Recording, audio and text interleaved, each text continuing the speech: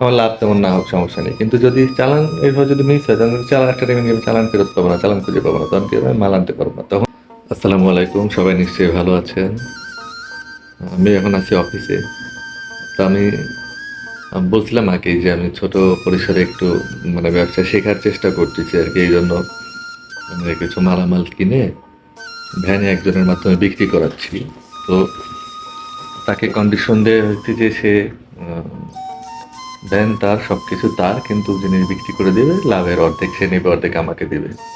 সেজন্য তাকে একটা তালিকাটাও করে দেওয়া হয়েছে।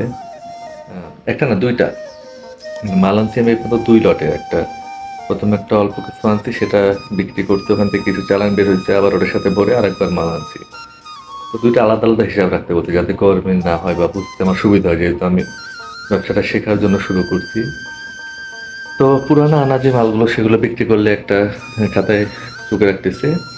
আবার দ্বিতীয়বার যে মালটা আনলাম ওইটার জন্য আমি এবার যতগুলো প্রোডাক্ট ততগুলো ঘর ঘর করে দিয়েছি, যাতে সে বিক্রি করলে টিক চিহ্ন দিলে হয়, অনেক সহজ করে দিয়েছি তার জন্য। কারণ বিক্রির জন্য অনেক কাস্টমার থাকতে পারে, লেখাটা অনেক ঝামেলা, জাস্ট টিক চিহ্ন দিলে হবে।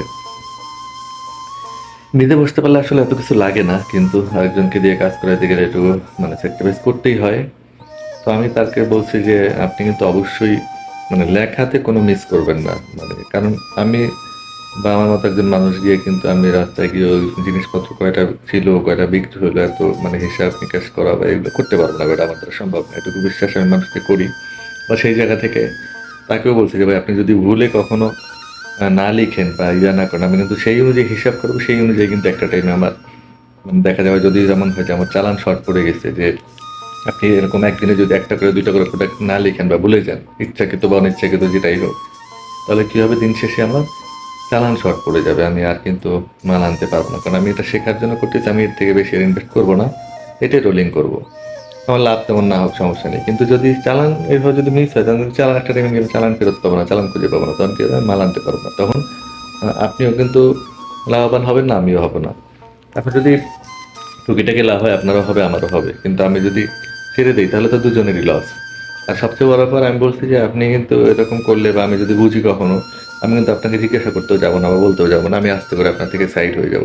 তাহলে তো আপনারও লাভ নাই, আমারও লাভ নাই। সুতরাং একটু ফেয়ারলি করেন এটা, সাবধানতা অবলম্বন করেন।